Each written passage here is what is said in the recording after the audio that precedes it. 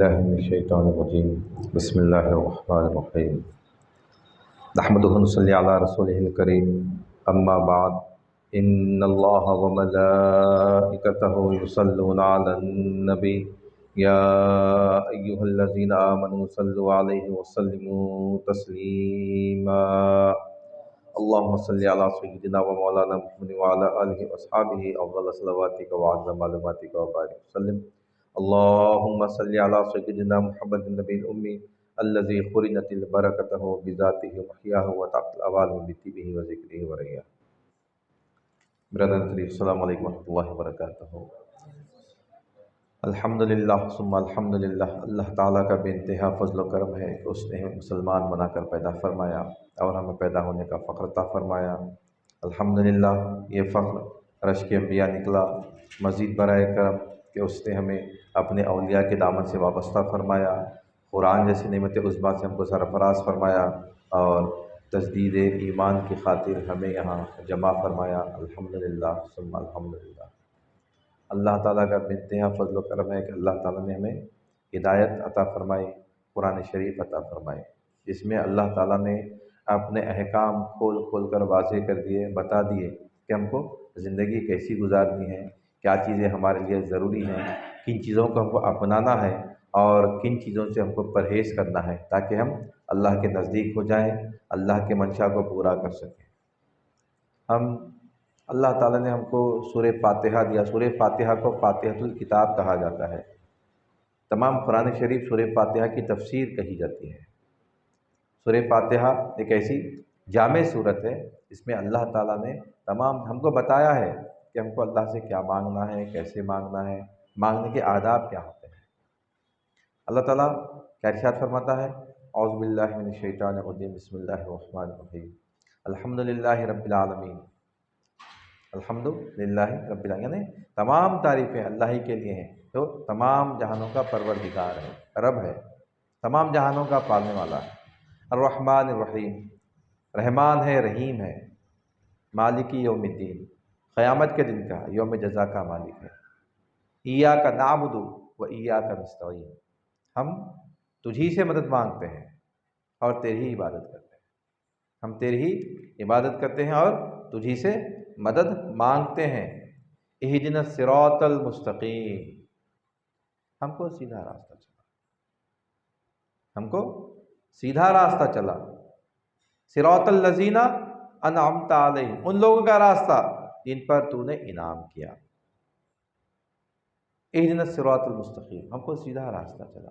سیدھا راستہ کیا ہے؟ اللہ تعالیٰ آگے جو ارشاد فرمایا کہ سیدھا راستہ ان کا ہے جن پہ تو نے انعام کیا۔ اللہ تعالیٰ کے جن پہ انعامات ہوئے، وہ انعامات والے راستے سیدھے راستے ہیں، وہ لوگ جو چلے۔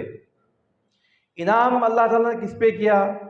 انعم اللہ علیہم من النبیین والصدیقین والشہداء والصالحین، یعنی نبیوں پر، صدیقین پر، شہداء پر، صالحین پر اللہ تعالیٰ نے انعام فرمایا۔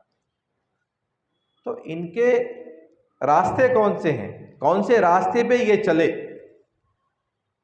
کون سے راستے پہ یہ لوگ چلے؟ ان کی وجہ سے اللہ تعالیٰ نے ان پہ انعام فرمایا اور ہم کو حکم دے رہا کہ تم بھی ان کے راستے پہ چلو، یعنی ہم دعا مانگو، مجھ سے مانگو تم کہ ہم کو اللہ تعالیٰ ان کے راستے پہ چلا۔ صراط الذین انعمت علیہم غیر المغضوب علیہم، ان لوگوں کے راستے پہ مت چلا ان پہ ذرا غضب نازل ہوا، ولا الضالین، اور جو گمراہ ہو گئے، جو راستے سے بھٹک گئے، ان کے راستے مت چلا۔ کس کے راستے پہ چلا؟ ان کے راستے پہ جس پہ تو نے انعام فرمایا۔ ہدایت کا راستہ کون سا ہدایت کا راستہ ہے؟ اللہ تعالیٰ کلام پاک میں ہم کو ارشاد فرما دیا کہ ہدایت والا راستہ کون سا ہے اور ہدایت والے لوگ کون سے راستے پہ چلا کرتے ہیں۔ اللہ تعالیٰ ارشاد فرما رہا سورہ الانعام میں، سورہ الانعام میں اللہ تعالیٰ ارشاد فرما رہا قُلْ تَعَالَوْا أَتْلُ مَا حَرَّمَ رَبُّكُمْ عَلَيْكُمْ أَلَّا تُشْرِكُوا بِهِ شَيْئًا وَبِالْوَالِدَيْنِ إِحْسَانًا وَلَا تَقْتُلُوا أَوْلَادَكُمْ مِنْ إِمْلَاقٍ نَحْنُ نَرْزُقُكُمْ وَإِيَّاهُمْ وَلَا تَقْرَبُوا الْفَوَاحِشَ مَا ظَهَرَ وَمَا بَطَنَ وَلَا تَقْتُلُوا النَّفْسَ الَّتِي حَرَّمَ اللَّهُ إِلَّا بِالْحَقِّ ذَلِكُمْ وَصَّاكُمْ بِهِ لَعَلَّكُمْ تَعْقِلُونَ۔ اللہ تعالیٰ یہ چیزیں بتا رہا، کچھ احکامات ہم کو دے رہا۔ آگے کی آیت میں اللہ تعالیٰ ارشاد فرما کہ یہ کیا ہے؟ اللہ تعالیٰ کیا ارشاد فرما رہا کہ آپ کہہ دیجئے، سرکار کو ارشاد فرما رہا۔ بات جو ہوتی ہے، بعض مرتبہ اللہ تعالیٰ احکامات انبیاؤں کے لیے یا ایھا النبی بول کے بولے، یعنی نبیوں کو مخاطب کر کے اللہ تعالیٰ ارشاد فرمایا۔ کچھ لوگوں کو یا ایھا الناس بول کے اللہ تعالیٰ ارشاد فرمایا۔ بعض جگہ کیا بولے اللہ تعالیٰ تمام کے لیے۔ تو یہ جو احکامات ہیں یہاں پہ تمام کے لیے اللہ تعالیٰ حکم فرما رہا کہ آپ میرے محبوب، آپ میرے حبیب، آپ فرما دیجئے کہ کیا اللہ تعالیٰ کیا ارشاد فرما رہا؟ میں نے تم پہ حرام کر دیا۔ کیا حرام کر دیا اللہ تعالیٰ؟ سب سے پہلے جو ہے اللہ تشرکوا بہ شیئا، یعنی اللہ کے ساتھ کسی کو شریک نہیں کرنا۔ اللہ کے ساتھ کسی کو شریک نہیں کرنا۔ اللہ کے ساتھ اگر ہم شریک کر دیتے ہیں کسی کو، ہم مشرک ہو جاتے ہیں۔ شریک مت کرو اللہ کے ساتھ کسی کو، کیونکہ شرک سب سے بڑا گناہ ہے۔ شرک ظلم عظیم ہے۔ سب سے بڑا ظلم اگر کچھ ہے تو وہ شرک ہے، اللہ کے ساتھ کسی کو شریک کرنا۔ تو اللہ تعالیٰ حکم فرما رہا، کیا حکم فرما رہا؟ کہ میرے ساتھ تم کسی کو شریک مت کرو، میرے ساتھ کسی کو شریک مت کرو۔ دوسرا حکم جو اللہ تعالیٰ ارشاد فرما رہا، کیا فرما رہا؟ وَبِالْوَالِدَيْنِ إِحْسَانًا، اپنے والدین کے ساتھ حسن سلوک کرو۔ اپنے والدین کے ساتھ حسن سلوک کرو۔ والدین، اللہ تعالیٰ اور ایک جگہ ارشاد فرمایا کہ والدین تمہارے بوڑھے ہو جائیں، دونوں میں سے کوئی ایک ضعیفی کو پہنچ جائے یا دونوں پہنچ جائیں، تم انہیں اف تک نہ کہو۔ اور علماء اکرام بیان فرماتے ہیں کہ والدین کی خدمت کرو۔ تم دولت مند ہو، پیسے والے ہو، آیا کو رکھ سکتے ہو، آدمی کو رکھ سکتے ہو، اس کے بعد بھی اپنے ہاتھوں سے خدمت کرو ماں باپ کی۔ بعض مرتبہ ہو جاتا ہے میں مصروف ہوں، بہت دولت میرے پاس ہے، میں دو لوگوں کو میرے والدہ کے پاس رکھ دیتا ہوں، دو لوگوں کو میرے والد کے پاس رکھ دیتا ہوں، حیدرآباد کے بہت بڑے ہاسپٹل میں ایڈمٹ کروا سکتا ہوں، لیکن میں وقت نہیں دے سکتا۔ والدین راضی نہیں، والدین کو راضی رکھو، حسن سلوک کرو والدین کا۔ اللہ تعالیٰ حکم فرما رہا، اللہ تعالیٰ حکم فرما رہا، یہ ہدایت والا راستہ ہے۔ آگے کی آیت میں اللہ تعالیٰ ارشاد فرمایا کہ سب سے پہلے تم اللہ کے ساتھ کسی کو شریک مت کرو۔ وَلَا تُشْرِكُوا بِهِ شَيْئًا وَبِالْوَالِدَيْنِ إِحْسَانًا، والدین کے ساتھ حسن سلوک کرو۔ یہاں تک کہ سرکار نے ارشاد فرمایا کہ تمہارے والدین اگر کافر و مشرک ہیں تب بھی ان کی خدمت کرو۔ اللہ کے راستے میں جو معاملات آتے ہیں ان کے خلاف کرو، یعنی نماز نہیں پڑھنا بلکہ اگر کوئی والدین حکم دے رہے ہیں نافرمانی کی اجازت ہے، حج نہیں کرنا بلکہ والدین حکم دے رہے ہیں نافرمانی کی اجازت ہے، یعنی فرائض میں اگر انکار کر دیتے ہیں، فرائض میں رکاوٹ ڈالتے ہیں تو والدین کی نافرمانی کی اجازت ہے۔ ورنہ یہاں تک ہے کہ اگر نفل نماز میں ٹھہرے ہوئے ہیں، نفل نماز ادا کر رہے ہیں ہم، والدین ہم کو آواز دیتے ہیں، نماز توڑ کے والدین کے پاس لبیک بولنا ہے،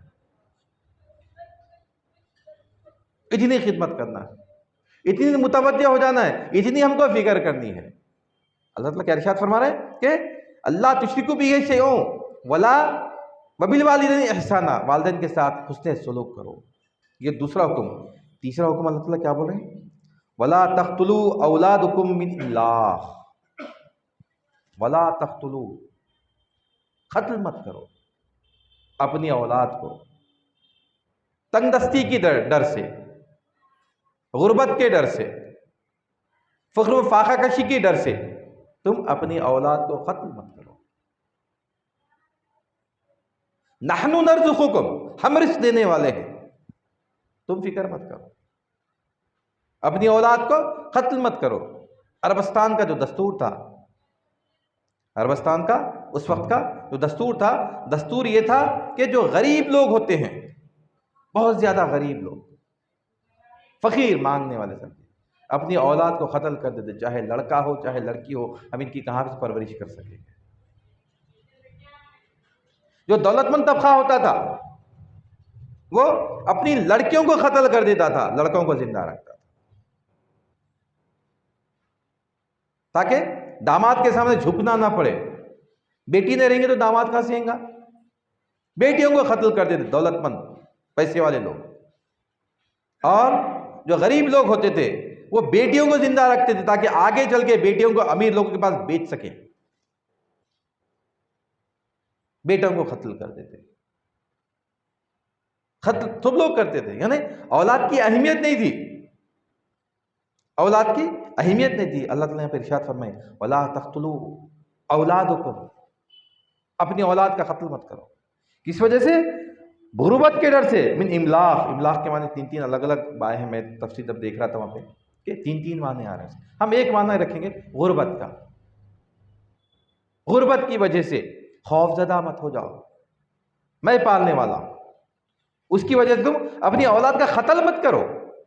اللہ تعالیٰ کا ارشاد فرمائے نحن نرزقکم وإیاہم، میں رزق دینے والا ہوں، نحن نرزقکم، اپنی اولاد کو افلاس کے جب قتل مت کرو، اور ہم تم کو اور ان کو رزق دیتے ہیں، ہم تم کو رزق دینے والے ہیں۔ نحن کو ہم، اللہ تعالیٰ اپنے آپ کو مخاطب کر، میں رزق دیتا ہوں ان کو بھی جن کو تم قتل کرتے ہو، تمہاری اولاد کی پرورش بھی میں کرنے والا ہوں، تم کو بھی پالنے والا میں ہوں۔ تم افلاس کے ڈر سے، تم غربت کے ڈر سے، تم پریشانی سے اولاد کو قتل مت کرو۔ یہ احکامات اللہ تعالیٰ نازل فرما رہا۔ سب سے پہلے اللہ تعالیٰ کا ارشاد فرما رہا کہ تم اللہ کے ساتھ کسی کو شریک مت کرو، والدین کے ساتھ حسن سلوک کرو، اپنی اولاد کو قتل مت کرو، اپنی اولاد کو افلاس کے ڈر سے قتل مت کرو۔ آگے اللہ تعالیٰ کیا ارشاد فرما رہا وَلَا تَقْرَبُوا الْفَوَاحِشَ مَا ظَهَرَ وَمَا بَطَنَ، فحشات کے قریب مت جاؤ جو تم تنہائی میں کرتے ہو اور ظاہر میں کرتے ہو۔ فواحش کا لفظ یہاں پہ استعمال ہوا، جمع کا صیغہ، جمع کا صیغہ اللہ تعالیٰ استعمال کر رہا، یعنی ہر وہ کام جو ہم کو فحشات منکرات کی طرف لے جائے اس سے بچو۔ کیسے؟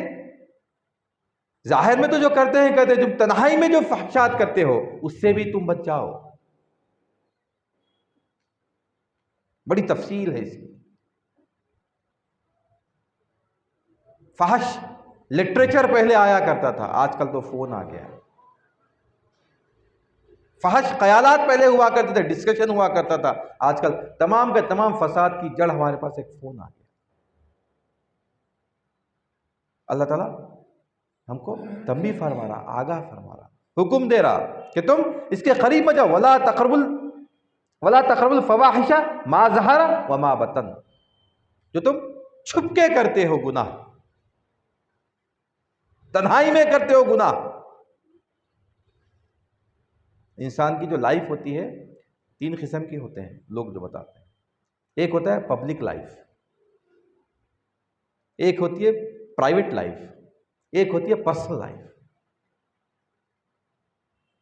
پبلک سب کے ساتھ، پرائیویٹ اپنے قریب کے لوگوں کے ساتھ، پرسنل اپن اکیلے۔ یہاں پہ لوگ آزادی کی بات کرتے ہیں، ہندوستان کا قانون ایسی بھی اجازت دے دیا، قانون آ گیا کہ ہم اپنی بیوی کے ساتھ ملاقات بھی اگر کرنا چاہیں، اگر وہ نہ چاہے تو ظلم ہوگا، اس کو اجازت ہے اپنی مرضی سے کسی اور کے ساتھ ملاقات کر سکے۔ اللہ تعالیٰ حکم فرما رہا کہ تم اس کے قریب ہی مت جاؤ، اس کے قریب ہی مت جاؤ، نہ ظاہر میں نہ باطن میں۔ اور اللہ تعالیٰ کے ارشاد فرما رہا وَلَا تَقْتُلُوا النَّفْسَ الَّتِي حَرَّمَ اللَّهُ إِلَّا بِالْحَقِّ، کسی کو ناحق قتل مت کرو، ہاں جو جائز ہے، جس کی اجازت ہے اس کو قتل کرنا ہے، جیسے کہ شادی شدہ زانی، ملک کا غدار ہے جس کو اجازت ہے، حاکم وقت حکومت جس کو اجازت دیتی ہے، ورنہ ناحق قتل مت کرو۔ 5 احکامات اللہ تعالیٰ یہاں پہ ارشاد فرما رہا ہے۔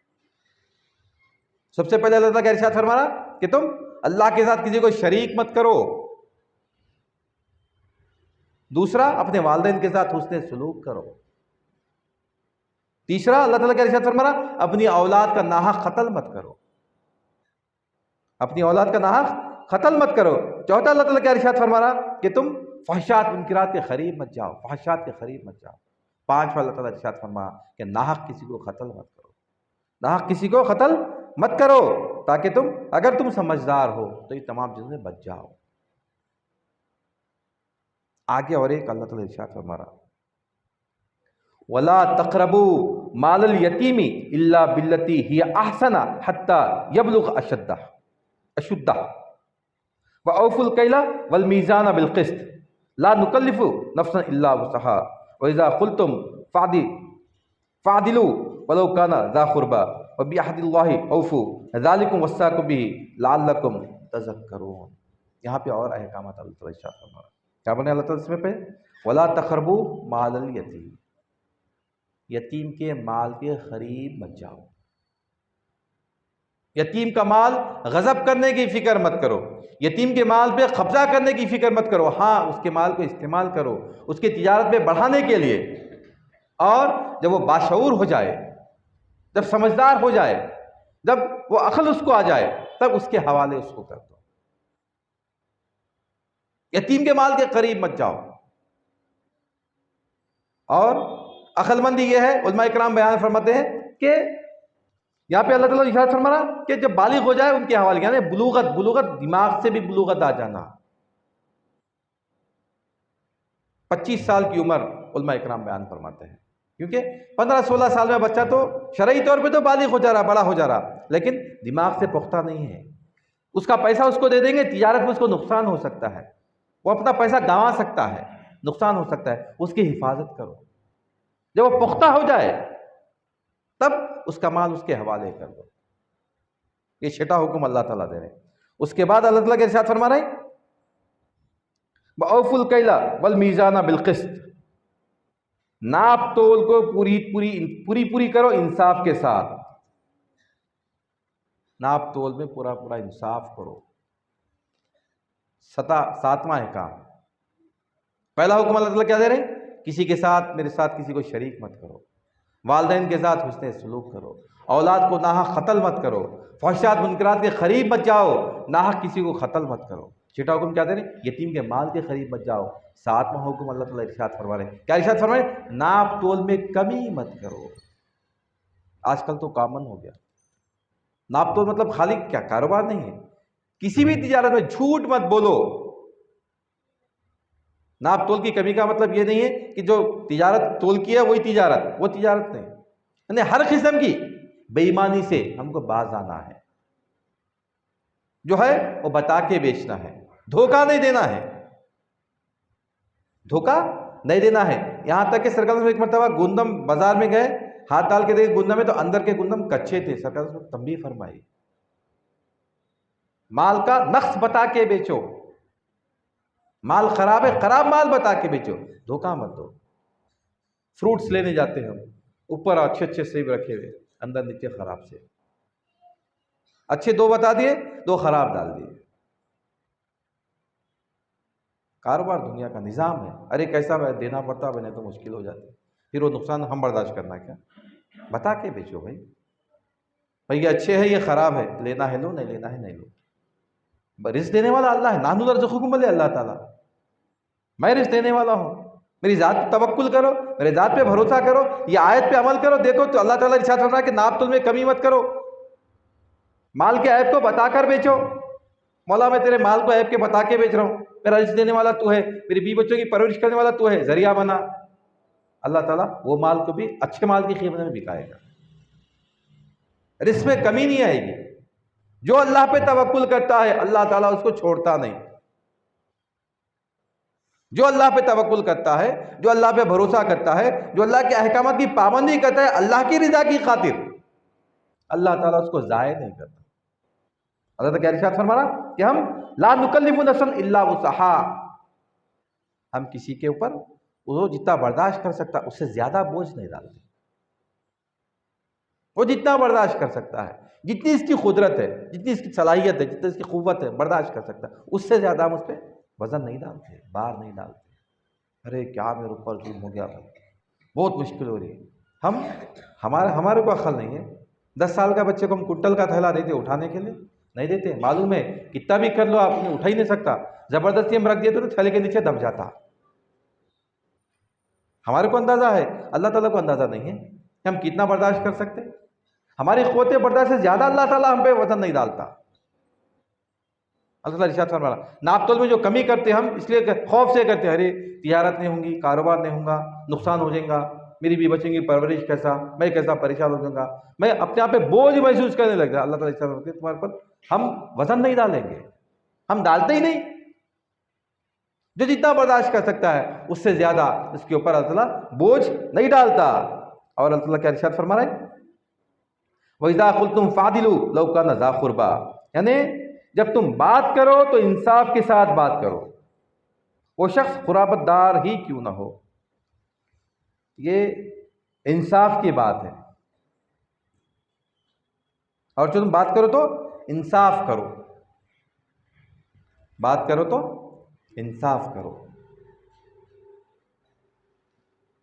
انصاف، منصف، جج، ہم کیا سمجھ رہے ہیں جج ہی انصاف کرتا ہے؟ نہیں، ہم بھی منصف ہیں ہمارے اپنے گھر کے معاملات کے لیے، ہمارے اپنے تعلقات کے لیے. ہمارا کوئی قرابت دار قریبی رشتہ دار بھی کیوں نہ ہو، اگر انصاف کی بات آ جائے تو جو حق ہے وہ حق بیان کرو، جو صحیح فیصلہ ہے وہ صحیح فیصلہ کرو. فیصلہ جو کرنا ہے وہ حق کے ساتھ، انصاف کے ساتھ فیصلہ کرو. عدل جہانگیری بہت مشہور ہے. عدل جہانگیری، جہانگیر مغلیہ سلطنت کا بادشاہ، اورنگزیب رحمۃ اللہ علیہ کے والد جہانگیر، ان کی جو وائف تھی، بیوی تھی، جہانگیر کی بیوی نور جہاں، بانتہا محبت جہانگیر کو. سلطنت کے معاملات میں بھی بہت عقل مند بھی تھی، دانشور تھی، ہوشیار تھی. تو ایک مرتبہ ایسا ہوا کہ اپنے چھت پہ تھی، وہ شکار کر رہی تھی، تیر چلائی، وہ تیر شکار کو لگنے کے بدلے میں ایک شخص کو لگ گیا، وہ شخص مر گیا. شاید دھوبی تھا، وہ شخص مر گیا. اس کے لواحقین آ گئے، انصاف کے لیے آواز دیے، کیا بات ہے کہ تمہاری بیوی میرے یہ شخص کا قتل کر دیا.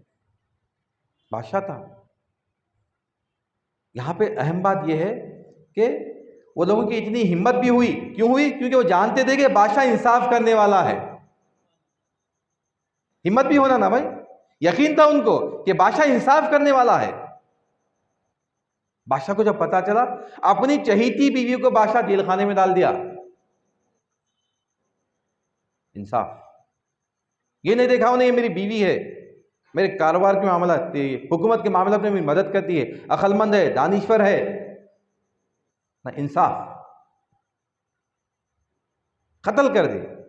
قتل کی سزا کیا ہے؟ قتل ہے. دین میں ایک اور ہم کو سہولت ہے خون بہا دینے کی. اگر مقتول کے لوگ راضی ہو جاتے ہیں کہ بھئی ہم کو خون بہا دے دو، اتنی قیمت ہم کو دے دو، ہم ہمارے جو بھی شوہر ہے، بیوی ہے، بھائی ہے، جو بھی ہے، اس کا قتل ہم معاف کرتے ہیں. پھر کچھ لوگ معاملات کرے، گزارش کرے جو مقتول کے لوگوں سے، وہ لوگ بھی دیکھے، متاثر ہوئے. انصاف تو برابر انصاف ہے، سب کے ساتھ انصاف کرتے تھے، بیوی کے ساتھ کرتے نہیں کرتے یہ بھی ایک ڈاؤٹ ہے، لیکن انصاف. بعد میں پھر وہ لوگ جو مقتول کے لوگ تھے، مقتول کے لوگ راضی ہوئے خون بہا کے لیے، پیسہ دولت ان کو کچھ دی گئی. اس کے بعد شاہجہاں کو رہا کیا گیا. اللہ تعالیٰ کیا ارشاد فرما رہا کہ تم انصاف کرو سب کے ساتھ، چاہے تمہارے کوئی قرابت دار کیوں نہ ہو، تمہارے قریبی لوگ ہی کیوں نہ ہو جائیں، تم ان کے ساتھ اچھا معاملہ کرو، انصاف کا معاملہ کرو، قریبی ہو دور بات. عمر فاروق رضی اللہ تعالیٰ نے کیسا کرے، مسلمان آ گیا، منافق ہے، تو کئی مرتبہ یہ واقعہ سن چکے ہیں. منافق کو قتل کر دی یہودی کے خلاف میں. انہیں بولے عمر ایسے ہی فیصلے کرتا ہے، عمر ایسے ہی فیصلے کرتا ہے، جو حق ہے وہ حق ہے. ارے مسلمان ہے وہ کافر ہے؟ نہیں. اسلام کیسے پھیلا؟ اسلام اسی عدل و انصاف کی وجہ سے پھیلا۔ کافر و مشرک کیوں جوق دجوق اسلام میں داخل ہوتے گئے؟ یہ انصاف کو دیکھ کے داخل ہوتے گئے۔ انصاف کے معاملے میں باپ آ گیا، بھائی آ گیا، بہن آ گئی، غلط ہے سزا، مرض دین کے خلاف کام کرے ان کو سزا، انصاف کے خلاف کام کرے ان کو سزا، ظلم کرے ان کو سزا۔ اس وجہ سے اسلام پھیلا۔ لوگ آج بھی اسلام ایسا ہے کہ اس کے اوپر اگر ہم جم جائیں تو کامیاب ہے۔ علامہ اقبال ارشاد فرمائے، سبق پھر پڑھ، صداقت کا، عدالت کا، شجاعت کا، لیا جائے گا تجھ سے کام دنیا کی امامت کا۔ ہم امام تھے دنیا کے، یہ چیزیں چھوڑ دیے، ہم صداقت چھوڑ دیے، سچائی چھوڑ دیے، جھوٹ بولنے پہ آ گئے۔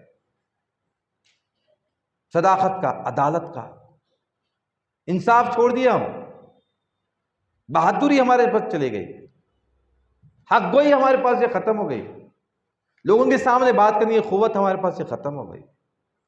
سبق پھر پڑھ بولے اس لیے، سبق پڑھ، سبق پھر پڑھ، پہلے پڑھا ہوا ہے تو دنیا پہ تو دنیا کا امام تھا، یہ چھوڑ دیا، یہ تو چلے گی۔ سبق پھر پڑھ، صداقت کا، شجاعت کا، صداقت کا، عدالت کا، شجاعت کا، لیا جائے گا تجھ سے کام دنیا کی امامت کا۔ ہم دنیا کے امام بن سکتے ہیں، دنیا کو راستہ بتا سکتے ہیں۔ ہم سمجھ رہے ہیں ہمارے پاس سائنٹسٹ نہیں تھے، بڑے بڑے سائنٹسٹ ہمارے پاس تھے، بڑے بڑے ستارے ہمارے لوگ دریافت کریں، بڑی بڑی دریافتیں۔ ایک وقت ایسا تھا سارا یورپ اندھیرے میں ڈوبا ہوا تھا، بغداد ساری دنیا کا علم کا مرکز تھا، ساری دنیا سے لوگ علم حاصل کرنے کے لیے بغداد آیا کرتے تھے، مرکز تھا ہر چیز کے لیے، سائنس کے لیے، ٹیکنالوجی کے لیے، ادب کے لیے، علم کے لیے، طب کے لیے۔ لیکن ہم چھوڑ دیے اس کو، ہم پیچھے ہوتے گئے، ہم پیچھے ہوتے گئے، ہم یہ چیزیں چھوڑ دیے، ہم پیچھے ہو گئے۔ آج بھی ہم پہ غالب ہے۔ یہ کتنا ڈیولپمنٹ ہے یہ یورپ کا، امریکہ کا، آسٹریلیا کا، یہ 200 سال 300 سال کا ڈیولپمنٹ ہے۔ اس سے پہلے کیا تھا؟ اس سے پہلے کچھ نہیں تھا۔ کس کی قوت تھی؟ کس کی حکمرانی تھی؟ کس کے پاس تھا؟ ہم چھوڑ دیے، عدالت چھوڑ دی، انصاف چھوڑ دیے، صداقت چھوڑ دیے، صداقت چلے گئی، عدالت چلے گئی، انصاف چلا گیا، ختم، دنیا ہم پہ غالب آ گئی۔ حضرت کا ارشاد فرما رہا کہ تم کیا کرو؟ انصاف کا معاملہ کرو۔ سورہ چلا گیا، سورہ انعام، یاد رکھیے آپ لوگ بھی ایک مرتبہ تلاوت کی، یاد کرنے کی، میں بھی کوشش کر رہا ہوں یاد کرنا چاہیے۔ بڑی بہترین آیتیں ہیں یہ، آیت نمبر 150، 151، 152۔